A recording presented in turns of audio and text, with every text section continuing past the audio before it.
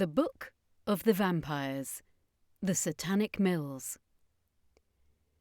Kelly couldn't take another second. She had been on her feet non-stop for about 6 hours, and she still had another 6 to go.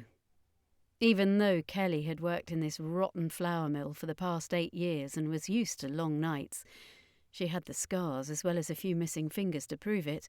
This had been a particularly hard shift.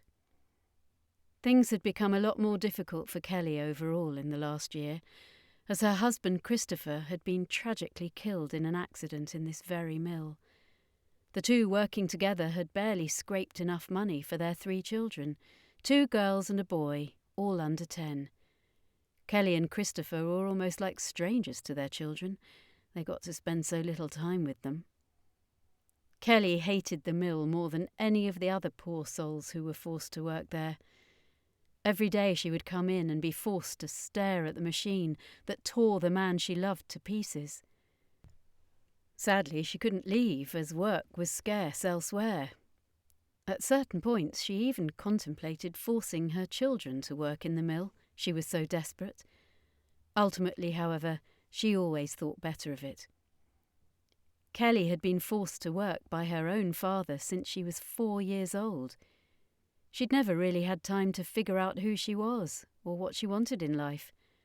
Almost all of her days had been spent in a noisy, hot, dangerous factory of some kind, with only a few hours of comfort sprinkled in between. She was determined that her children were going to have even more of a chance than she ever did.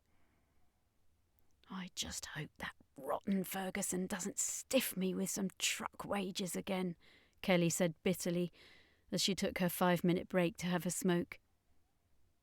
She had to go outside the factory to smoke. Heaven forbid my smoking should pollute the already poisonous air we breathe in here, she thought to herself. But still she had to obey the rules. The higher-ups would take any excuse to find her. Kelly wasn't in the best of health, and the 18 cigarettes a day certainly hadn't helped her. Still, it not only got her out of the factory for a short while, but it was the only way she could cope with the stress. If she knew she could get a fag at the end of a 6-hour shift, it was something to strive for. This time would be different. For once, Kelly would actually regret coming outside.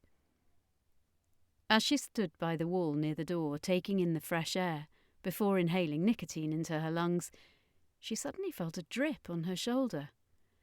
"Oh, great, it's going to rain," she thought. "I'll have to trundle home in the most miserable weather." She had about an hour's walk to get to work.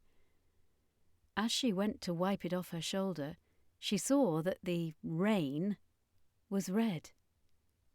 Kelly dropped her fag and screamed, only to see there was more blood on the floor next to her. Some poor soul must have had an accident, she thought. But then, as she slowly looked up, following a trail of blood up the wall, she saw a flayed, mutilated body impaled into the building with a large pole. Kelly wasn't the squeamish type. This was a woman who had seen people, including her husband, suffer fatal accidents throughout her entire life. Still, this was enough to make her sick on the pavement. After puking her lungs out, Kelly got a better look at the body. She could see that it was her former miserly employer, John Ferguson. She could tell because of how fat the corpse was more than anything else. Even then, however, most of his guts had been torn out, along with both of his legs. Kelly ran back into the factory, coughing and spluttering as she did. "Someone call the police!" she shouted through coughs to her co-workers. Most of them didn't take notice, sadly, as the noise of the machines drowned her out. As she frantically ran around trying to get their attention, a tall, hideous-looking figure suddenly entered the factory. The creature had white skin, long pointed features, thinning, scraggly hair, and when it smiled, it revealed a mouth full of razor-sharp, blood-stained teeth. The monster's chest and hands were completely covered in blood. Kelly was so scared at the sight of the creature she was frozen, but the beast got everyone's attention soon enough when it let out a roar. All of the workers had the same reaction as Kelly. They all stood in silence at the sight of the monster, as it relished in the terror it was provoking. "Don't worry," it said. "I am here to elevate some of you at least from this life of drudgery and pain. Others, meanwhile, you will finally be getting what you deserve." "I don't see why we have to wait here," moaned Ashley. "I'm sorry, darling, but it's for your own good. You're just children. There's no way you can face those monsters," Carlene said, as she prepared to leave the children in her mansion to rejoin the circus folk. Even though Ashley knew Carlene was right deep down, she still couldn't help but feel upset at being left out of something important. Carlene assured the children she would be back soon, as she packed her anti-vampire weapons into her hair and headed off to the circus. They still had a couple of hours of daylight left, hopefully enough to find at least one of the new vampire breeds and find out who was creating them from it. As Carlene made her way through the streets of London, with almost everybody staring at her as usual, she thought about whether or not she wanted to go back to her home time.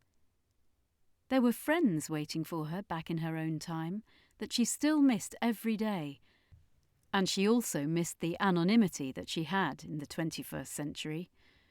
Although she thought about the children, she couldn't possibly send them back onto the street, but she didn't want to adopt them either.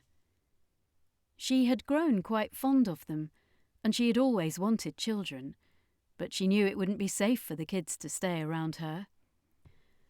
Carlene actually hoped that the time travellers would take her with them back to her own time, and that she could then leave the mansion to the 3 children. Even then, however, she wondered if doing so would change history. As horrible as it may seem, maybe the children were destined to die on the streets. Maybe she was destined to never get home and die at some point in the 19th century. The circus master had to know who she was for a reason, and knowing her luck, it probably wasn't a good one. Carlene was interrupted from her anxious thoughts by the scent of blood. It was unmistakable for a vampire. She could pinpoint it almost exactly. It was down a nearby alley, the perfect place for a vampire to pick off some unsuspecting poor soul. Carlene followed the scent down the alley, being sure to pull a stake from her hair first. Little did Carlene know, a young couple named Martin and Claire had also begun to follow her. After she had been spotted with the children earlier at the circus, there was an outrage within the local community that several children were in the care of a vampire.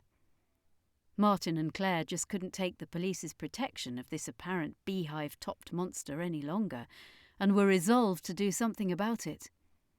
They decided to follow Carlene to see if they could catch her out on anything. When Carlene made her way down the alley, she found a young woman lying in a heap on the floor, covered in her own blood, cuts and weeping. Carlene approached her slowly, so as not to startle the poor woman. "Don't be scared, darling. I'm here to help," Carlene said, as she reached out to help the woman up. The woman tried to run away, but Carlene held her back.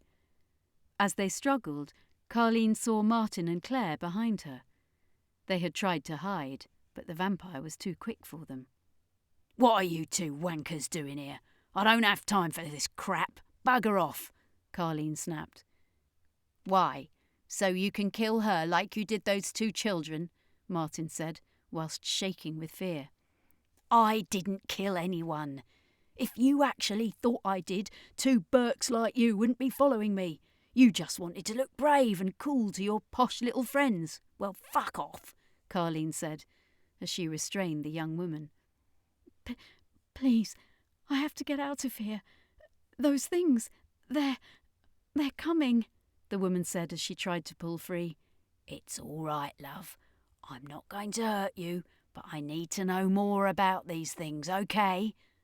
No, no, you'll die, just like they did. Who? I'll show you, shall I? Just then, the woman's skin turned completely white. Her fingernails grew into long black talons. Her teeth grew into razor-sharp fangs, and her thick, dark hair turned into thinning grey strips. She slashed Carlene across the face and punched her into the nearby wall. This vampire's strength already dwarfed that of Carlene's breed considerably. The vampire girl then grabbed Carlene by the back of the head and started to smash her face into the wall several times over. Martin and Claire both screamed in terror and ran in the opposite direction. Martin, however, in his haste, tripped and fell. Claire didn't even notice he wasn't behind her, until it was too late. When Claire turned round, she saw the vampire lady, who, after beating Carlene senseless, had turned her attention to the two humans. She held Martin above her head with both arms, and quick as a flash brought him down on her knee, and not only snapped his spine, but broke him in half completely. Claire was violently sick and began to faint at the gruesome sight, but the monster turned its attention to her. It held her by the throat and slammed Claire into a wall. Claire kicked as hard as she could, but it was hopeless. She screamed out for help. In her desperation, she even called out to Carlene, who tried to stake the vampire from behind, only for the monster to shove the stake down into Carlene's stomach before striking the beehive-topped vampire in the face, sending her crashing back down to the ground. When Carlene got back up just a few seconds later, she saw that the vampire had already ripped a large part of Claire's spine out and was licking the blood off it. Carlene tried to pull another weapon from her beehive, but the vampire lady rammed Claire's spine right through Carlene's stomach and pinned her to the wall. She then pulled it up through Carlene, ripping a hole in her right from her stomach through her shoulder. The vampire girl then started to beat Carlene to the floor with Claire's spine. The vampire girl screamed in frustration as Carlene still didn't die, and she stabbed Claire's spine into Carlene's head and pinned her to the ground with it. She then started stabbing Carlene in her chest over and over with the spine, screaming each time it failed to kill Carlene. Carlene, meanwhile, reached into her beehive with her good arm and pulled out a silver knife, which she stabbed into the vampire girl's shoulder. The vampire girl's flesh began to sizzle and boil. Clearly silver was a weakness. This wasn't just a random guess on Carlene's part. This was clearly a new breed of vampire, but it looked similar to other breeds who were vulnerable to silver. The vampire girl staggered back with the knife still in her shoulder, whilst Carlene scrambled to her feet. Carlene's vampiric healing powers allowed her to patch up her wounds in a relatively short space of time.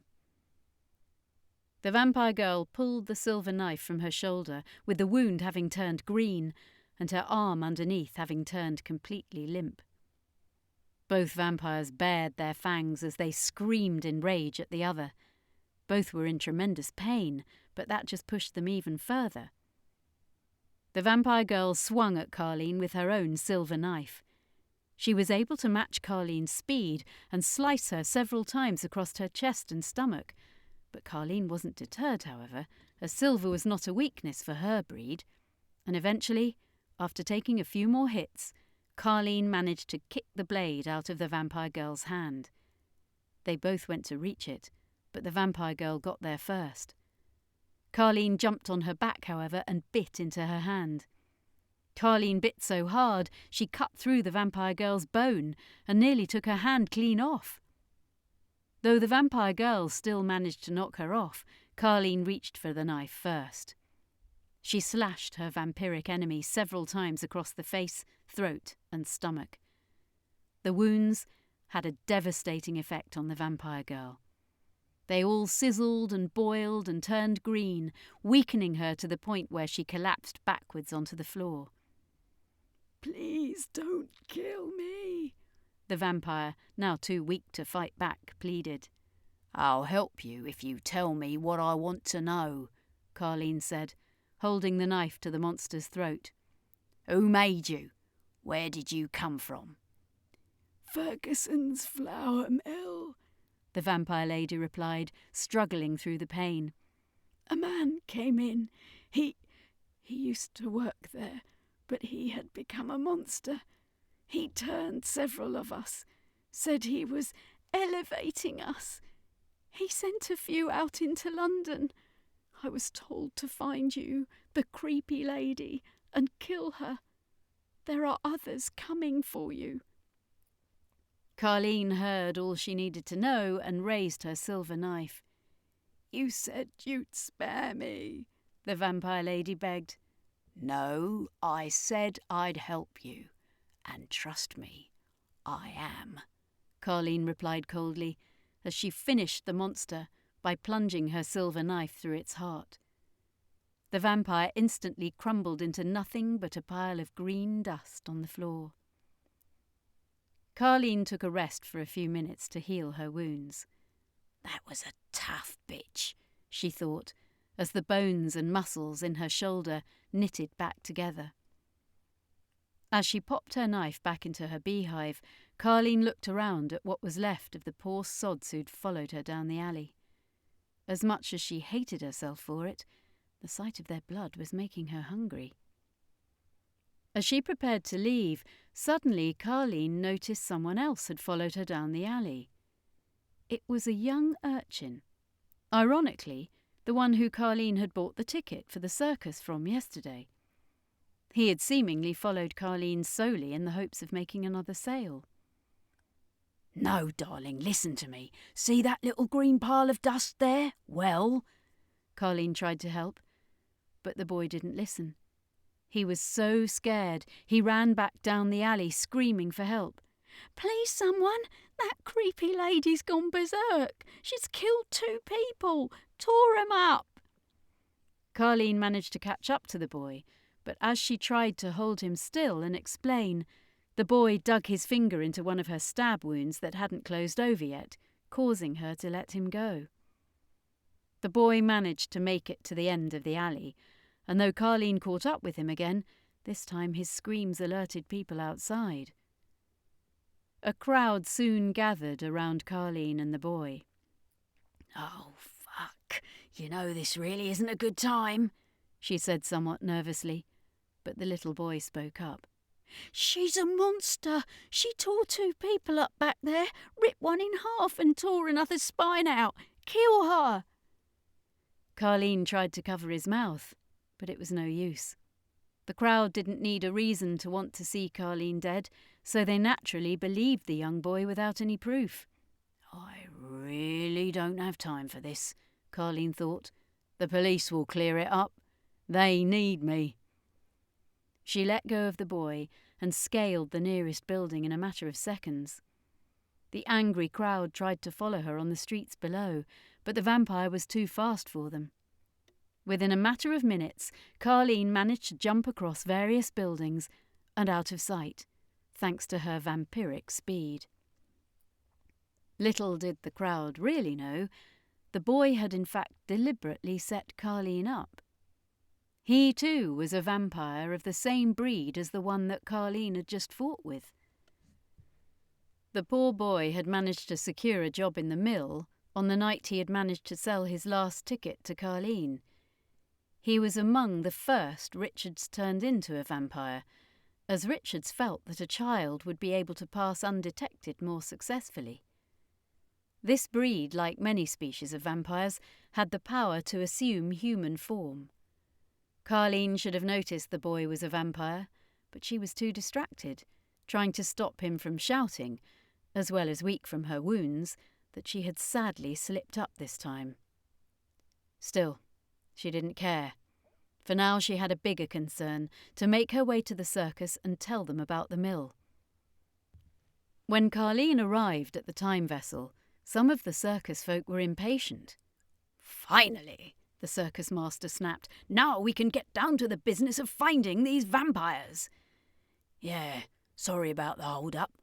I had to, you know, face a new breed of vampire, watch it kill 2 people, get stabbed in the stomach and in the head by one of its victims' spines, and then get blamed for the murders and chased across London. Other than that, though, I did manage to find out where one of the new alpha vampires is. It's turning people in Ferguson's mill. Ferguson's mill? Florence said with a shocked expression. I know him. I remember from my youth. He disappeared one day. God, if the vampires have turned him, then I shudder to think what he's like now. She said it was one of his employees. He's promised to elevate them from their humble little existence. Is that how he describes it? Keptis said with disgust. Well, we need to get there now. Keptis was holding a most unusual weapon, clearly from the far future. It was a chainsaw that was made of fire. The Martian had picked it up on the circus folks' previous adventure to the magical world of Castoricia. He couldn't wait to test it out on some vampires. The others, meanwhile, were carrying more conventional weapons, save for the circus master, who had nothing but a cane, the bottom of which seemed to glow red.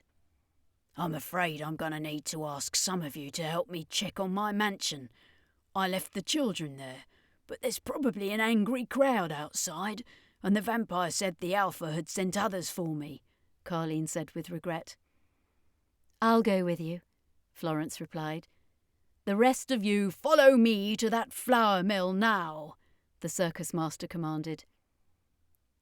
Carlene and Florence quickly made their way to the mansion, jumping back across the rooftops and generally keeping out of sight, whilst the others made their way to the mill. Florence knew the way to the mill from when she was a little girl and told the circus master. When they arrived at Carlene's house, there was a huge crowd descending outside, carrying torches and pitchforks, screaming for Carlene to show herself. A local police officer tried to defuse the situation, but it was no use. From the crowd's perspective, they were finally going to rid themselves of the monster that had terrorised their local community, and nothing was going to stop them. Carlene could see Ashley peering out of the window from the rooftop she and Florence had both perched on behind the crowd. Ashley looked scared, but she was confident that the crowd wouldn't hurt her and the boys at least. Florence started singing, and within seconds, the entire crowd began to calm down. They all slowly turned to face Florence, utterly mesmerised by her voice. All except for one, that is, the little street urchin. Confused as to why everyone had suddenly stopped, he ran in front of the crowd and started screaming. What's the matter with you? The creepy lady lives there. Let's get her. Bloodthirsty little maniac, aren't you? Carlene said, as she descended from the roof, getting the boys' attention. I wonder why you're the only one not affected. Maybe you're more of a rock and roll kind of a boy. It won't be invented for another 70 years or so, but still. Carlene could see the boy wasn't human now, and felt like kicking herself for not noticing it. I didn't kill those two in the alley. It was a monster, just like this boy here, Carlene shouted to the crowd. Realising his ruse was up, the boy morphed into his vampire form and killed a young woman standing at the front of the crowd. He stuck his hand right through her stomach and pulled her long intestine out. He then used it like a lasso to trip Carlene up when she ran to try and stop him. The crowd started to scatter. The siren's hold over them was very weak. Older and more powerful sirens could influence people to kill others, hurt themselves, or even walk over a cliff if they wanted. Florence's power in comparison, however, was very basic. As the crowd ran, the boy killed the police officer who bravely attempted to restrain him. He tore the officer's arm off and impaled him with it.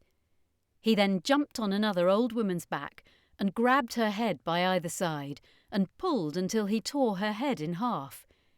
He then pounced on another young teenage girl who was fleeing in the crowd and pinned her to the ground. The girl's mother tried to pull him off, but the boy sunk his fangs into the girl's neck. Carlene, however, was able to grab the boy and hoist him in the air. The boy, despite his size, was still several times stronger than either Carlene or Florence, and managed to escape Carlene by headbutting her. He then sank his fangs into her arm and bit right through her bone. Carlene screamed in pain as she tried to shake him off. Florence tried to pull the boy off Carlene's arm, but his grip was too tight. Still Florence didn't give up, and the boy in response slashed her across the face, knocking the siren off her feet. Whilst Florence was on the ground, the boy then jumped on top of her and stuck his hand in her mouth. "Let's see how well you sing without one of these, you bitch," he cackled as he tried to pull her tongue out. Florence bit down on the vampire's hand to try and deter it, but the boy just smiled as it dug its claws harder into Florence's tongue. Whilst the boy was distracted with Florence, Carlene reached into her beehive for a bottle of holy water. She threw it on the boy. It didn't hurt him as much as it had the vampires in the underground, but it still produced minor burns and smoke, enough for Florence to push the demonic child off. The boy crawled along the ground to get away from the two women. By this stage, the entire crowd had fled the area in panic. Carlene lifted out a silver blade from her hair and prepared to stab the monster through the heart. Just as she raised the knife, however, the boy morphed back into his human form. Carlene hesitated for a moment. She knew it wasn't a child at all. It was a demon wearing the corpse of an innocent child. Still, she couldn't help but see it as a boy, and as she tried to work up the courage, the monster seized its chance and jumped up, sticking its claws right through her stomach. It pulled Carlene's intestines and guts out and smeared them in her face. By the time Carlene had pulled her guts away from her face, the monster child had scaled a nearby building and made its way across several roofs. Florence helped Carlene up. "Man, those things are vicious," Carlene said, as she threw her old guts to the ground. "I'll follow him. He can't have gone too far. You need to get to the factory," Florence said, as she wiped her blood from her mouth. "We need to stay together. That thing is one vicious little bastard, and he could have made more like him for all you know," Carlene protested. "I can handle it. You need to help the others at the mill. If I run into the locals again, I can always use my voice. Now go." Carlene saw that she was right, that Florence wouldn't have to worry about the crowd, and headed off to the factory. She was somewhat relieved. She didn't want to have to stake the child vampire. "Poor blighter," she thought as she made her way across the rooftops. "I'll find whatever turned that boy into a monster and make the bugger wish he'd stayed dead," Carlene thought to herself. No offence to Florence or that Cockney vampire girl, but just when you think vampires can't repulse you any more, Danica said, as she stared up as what was left of the mangled and flayed corpse of John Ferguson. "Well, I guess this is the right place, at least," Keptis replied, as he fired up his flaming chainsaw. "Remember, we have to take the leader alive. He knows where these new vampires are being created," the circus master said, as the 4 time travellers entered the satanic mill. There were bits and pieces of people scattered all over the dank mill, and the walls were literally dripping with blood. The circus master used his stick to light the way ahead.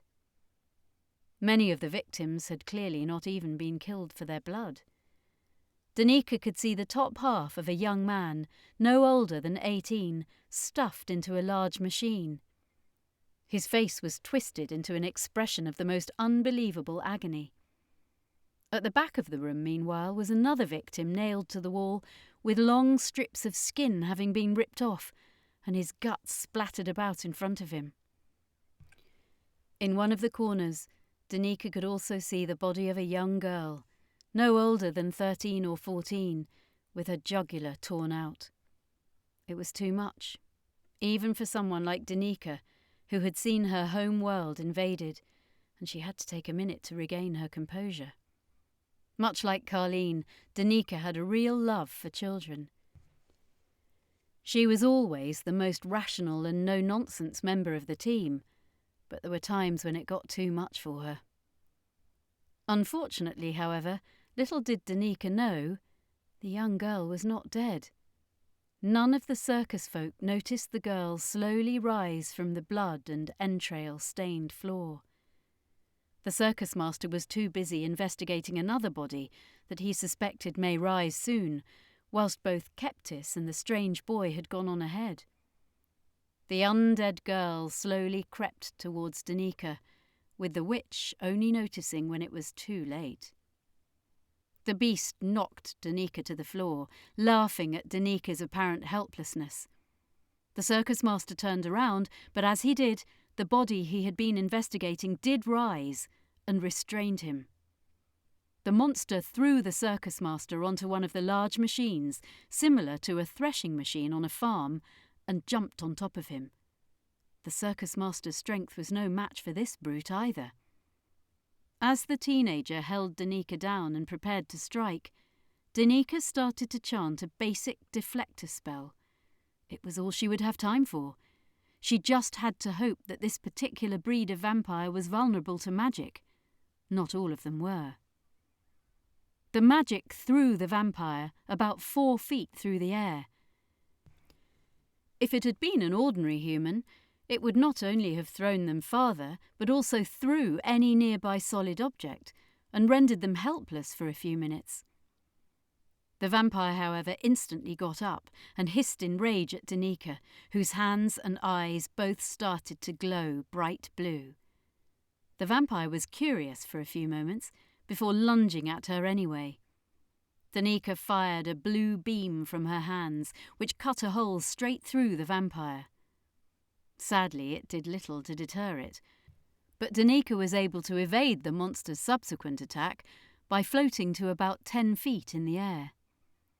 Danica would then attempt to fire another energy beam at the monster, this time aiming for its neck, but the vampire was too quick.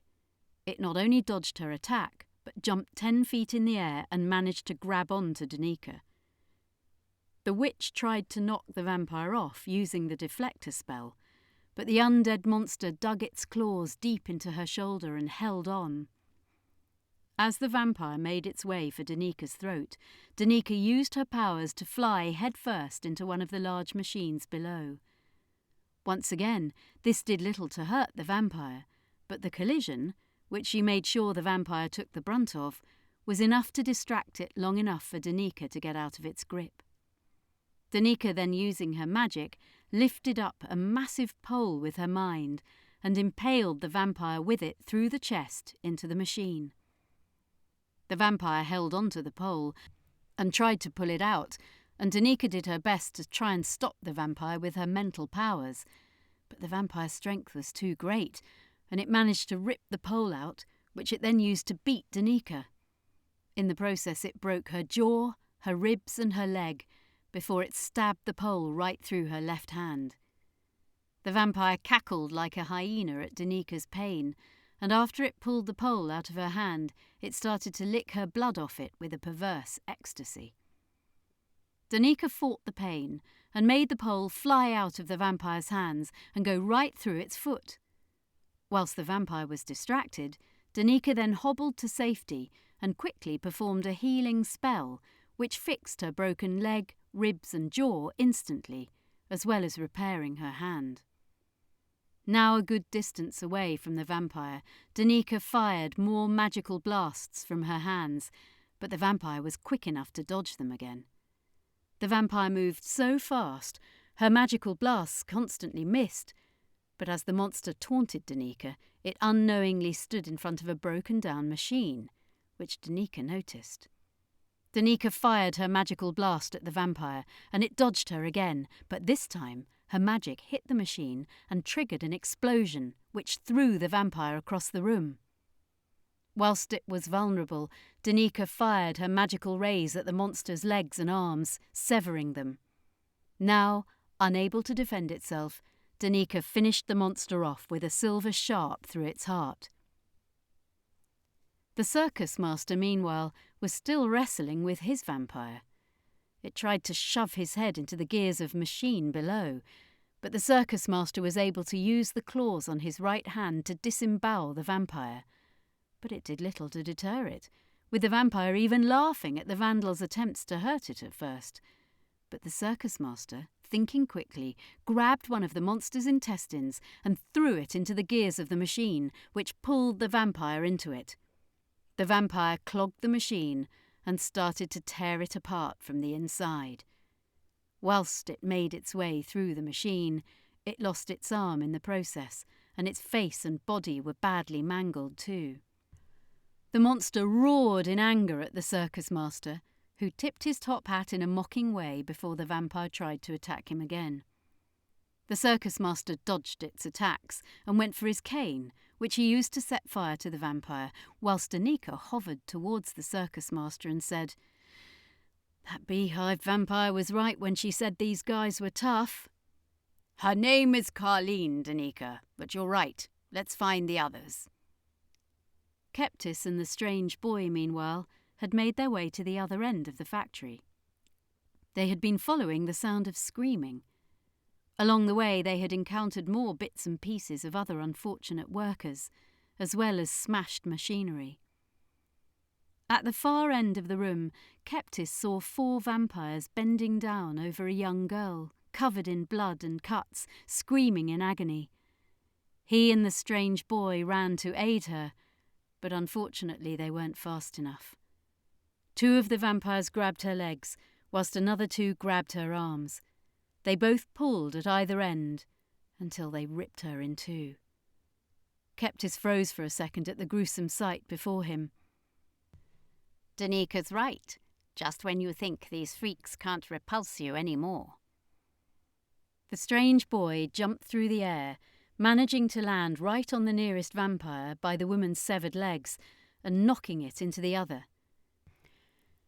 The strange boy was actually stronger than even this breed of vampire, with a Jiangshi being among the strongest of all vampires. He was able to hold the monster he landed onto the ground, but the other vampire soon grabbed the strange boy and hoisted him into the air. But the strange boy flipped backwards out of the vampire's grasp and landed on the bloodsucker's upper back. He then grabbed hold of its head from either side and pulled so hard he ripped it clean off. The child vampire then threw the severed head at the other larger vampire before pouncing on him. This vampire, however, managed to swat the strange boy backwards through a nearby window and out onto the streets. Keptis, meanwhile, attacked the other 2 vampires with his chainsaw. He sawed one of the vampire's arms off as it raised it to strike him, whilst the other jumped onto a nearby wall and scaled it in a matter of seconds onto the ceiling. The Martian then decapitated the vampire whose arm he had sliced off, but the vampire on the ceiling was able to jump him from behind and knock the chainsaw out of his hand. Keptis tried to struggle free from the vampire's grip, but it was no use. The monster then started bashing Keptis's face off a nearby cotton machine, breaking his nose in the process. Through the ordeal, Keptis was able to pull a knife that had a blade of lightning out of a holster in his shin and stabbed it into the vampire's kneecap. The vampire was jolted by the brief flash of pain, enough for Keptis to get free from its grasp. Keptis then instantly reached for his flaming chainsaw. As he tried to strike, however, the vampire managed to pull the knife from its knee and used it to deflect the chainsaw's flaming blade. The vampire, who was considerably faster than Keptis, then slashed the Martian's arm, causing him to drop the saw. Before Keptis could even make a move for the saw, the other vampire that had swatted the strange boy away then grabbed Keptis from behind and held him in place. "Flay him," the vampire said to its comrade as it dug its claws into Keptis's arms. Just then, however, a blue light suddenly severed the vampire holding the knife's arm. Keptis looked up to see Danica hovering in the sky, her hands and eyes shining blue, and below her the circus master, whose bright, garish clothes pierced the darkness of the factory just as much as the flame that he fired from his cane, which burnt the vampire that had been holding the knife to a crisp. Seizing his chance, Keptis headbutted the vampire from behind and got free. Grabbing his chainsaw from the floor, he took both of the monster's arms off before slicing its head clean off its shoulders. Carlene and the strange boy then came bursting in through a window a few seconds later, with Carlene brandishing a long silver blade. Carlene had seen the boy outside and helped him back up. Carlene looked around to see the last vampire's corpse slowly melt away into nothing. "Well, I guess I came in the nick of time," Carlene said jokingly to the others. "It seems you did. I'm glad I don't have to track down all my major enemies. Now I can kill them all in one place," a voice from the distance said. Carlene and the rest of the circus folk turned round to see a large figure emerge from the shadows. It was Richards, the alpha vampire of this breed. "You killed some of my children. It doesn't matter, though. More of my children are already loose in this miserable city. They will make more, and soon London will belong to us." The circus master didn't even let him finish his rant. He fired his cane at the monster, though this time the cane didn't shoot fire, but instead a large beam of electricity that wrapped itself around the vampire. Richard simply grabbed hold of the electrical beam undeterred, however, and used it to pull the circus master about 10 feet towards him before breaking through the beam and punching the circus master in the face. Danica responded by flying into the air and shooting at Richards, who, much to her surprise, was able to block her beams with the palm of his hands before blasting them back at her, which sent Danica flying outside of a nearby window. Carlene then jumped through the air to try and catch Danica before she fell outside. Whilst Richards was distracted by Danica, Keptis rammed his chainsaw into the monster's chest, but Richard simply smiled at the Martian and said mockingly, "Is that supposed to hurt?" The vampire then held onto the chainsaw, not only pulled it out of his chest, but hit Keptis in the face with the butt of the weapon. The circus master then tried to fire his cane at the monster again, but Richards dodged the blast and sliced the circus master's cane in half, using Keptis's flaming chainsaw. Richards then tried to attack the circus master with the saw, but the circus master was able to dodge Richards' attacks, though he wasn't able to offer any counterblows of his own. Danica, who had been prevented from falling by Carlene, returned and blasted the chainsaw out of Richards before getting a second hit on the vampire as he turned around, knocking him a few feet across the room. Carlene then threw a silver knife from her hair into Richards' leg as he tried to get up. The silver didn't hurt Richards as much as it had his children, but Carlene could see that it had caused him pain, and the wound hadn't instantly healed, unlike those made by the chainsaw. The circus master started to strike Richards repeatedly with his claws, whilst the strange boy sneaked up on Richards and jumped on his back. Richards struggled to throw the little vampire off, allowing the circus master to pull Carlene's knife from Richards' leg and slash the vampire across the chest several times before stabbing him in the stomach with it. In pain and desperation, Richards was able to throw the strange boy off his back and into the circus master. Carlene, however, was next to join the fight with another silver knife she had pulled out of her hair. She slashed at the monster and managed to hit Richards a few more times in his face, but Richards, now overcome with rage, hit the weapon out of Carlene's hand and landed another hit in her stomach. He then grabbed Carlene by the throat and lifted her into the air. "I always hated you, you creepy bitch," Richard spat as he prepared to tear her head off. Fortunately, the circus master jumped Richards from behind, causing him to drop Carlene.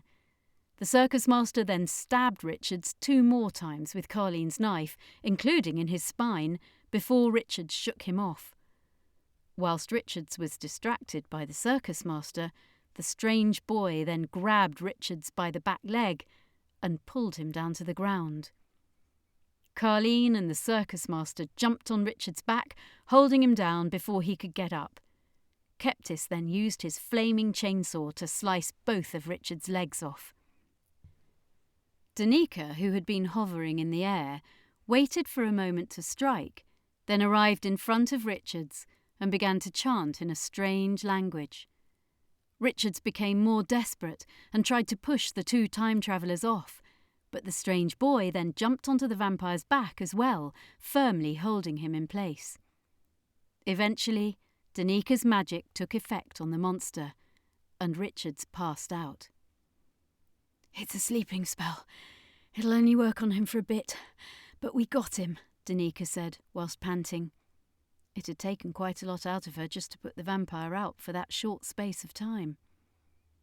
"Now we can find out who is creating these monsters," the circus master said, as he hoisted Richard's unconscious body over his shoulders.